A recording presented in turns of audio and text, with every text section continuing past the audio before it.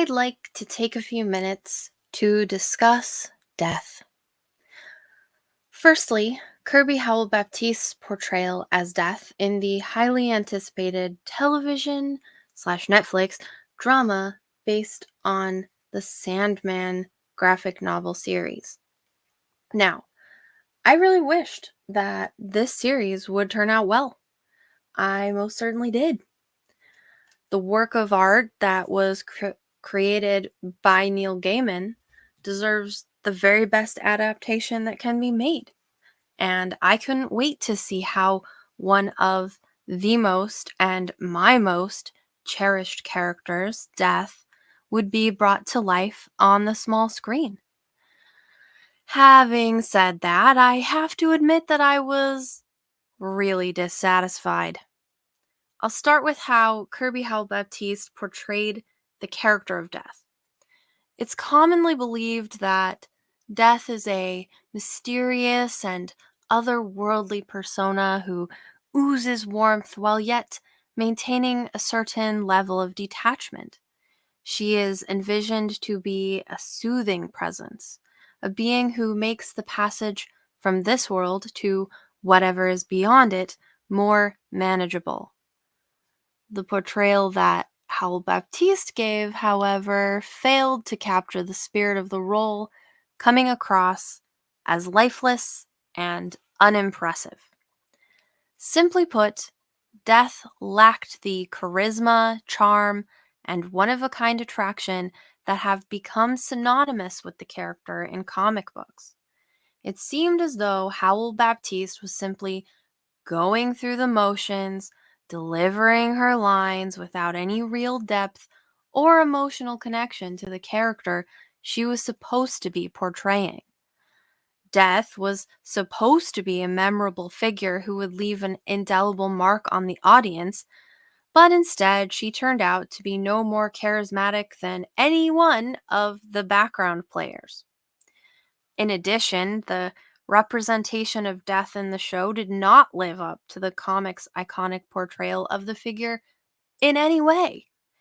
In the comic books, Death is portrayed as a hypnotic goth girl with an intimidating punk rock aesthetic.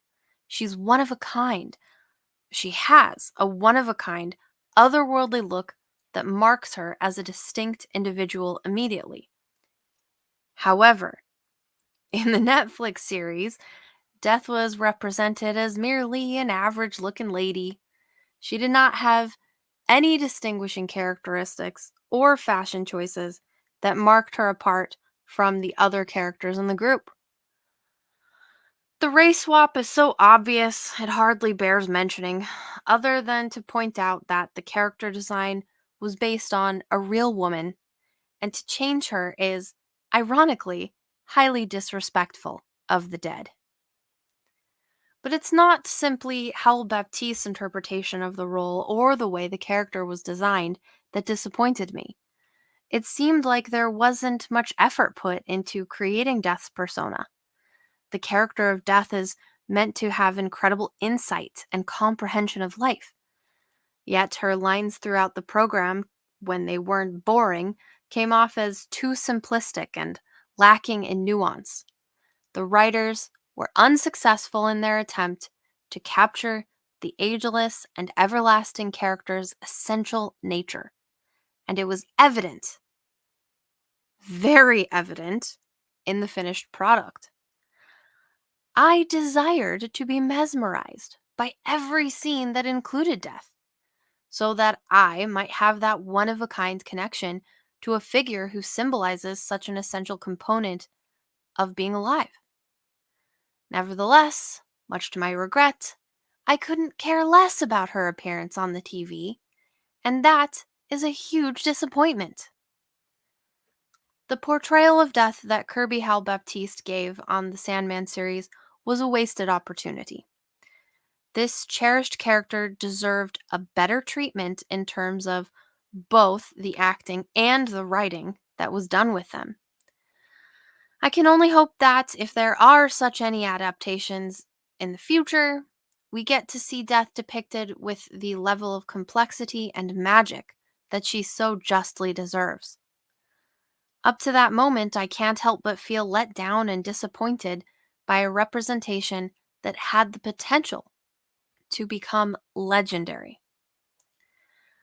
And now that we've reached this point, I'd like to take a break to marvel at the unfathomable brilliance of the DC Showcase Death cartoon.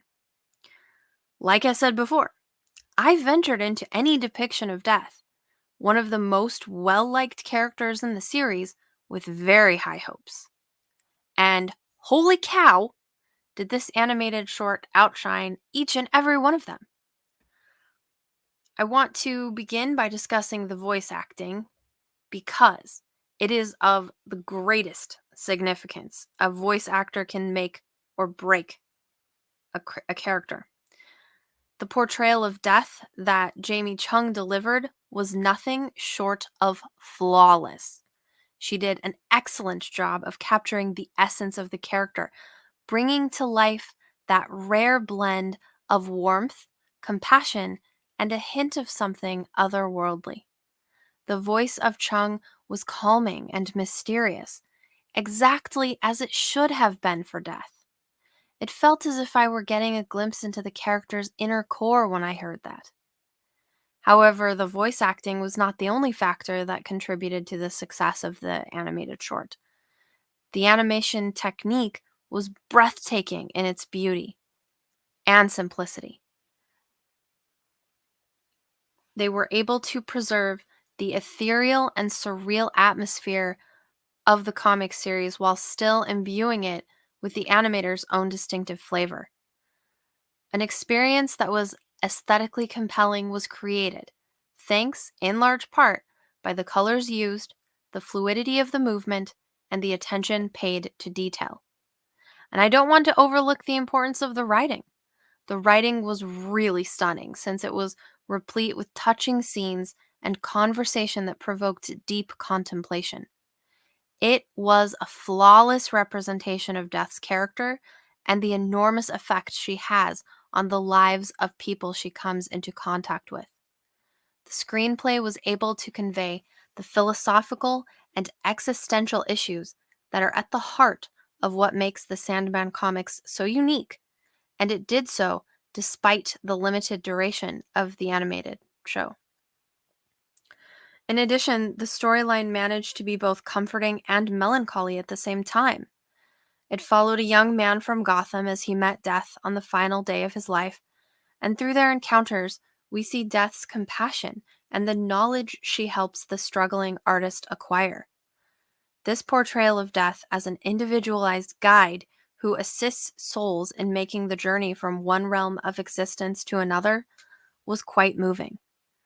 The animation was great, but what made this short film genuinely remarkable was the emotional impact it carried. It wasn't just a surface level interpretation of a well known figure. Rather, it dug deep into the human experience and investigated universal questions like life, death, and the purpose of being alive. It served as a timely reminder that death is not only an ending, but rather an integral component of the natural cycle of life. To sum up, the DC Showcase Death animation was an absolute masterwork in every sense of the term. It was a stunning and profoundly moving tale that was also able to capture the spirit of Neil Gaiman's Sandman comics while standing on its own 2 feet as an independent work. The amazing experience was created by the combination of several factors, including Jamie Chung's performance as Death, the breathtaking animation, and the sincere screenplay. As a reader of the Sandman comics, I could not have wished for a more accurate portrayal of the figure of Death in the short animation. It had a profound effect on me emotionally, and it also left me in awe of the extraordinary ability that was used to bring this fantastic animated short to life. I recommend everyone to watch it, but I recommend no one to watch the Netflix series. Thanks for listening. Please let me know what you think in the comments. That's all for now. but I'm sure there will be more.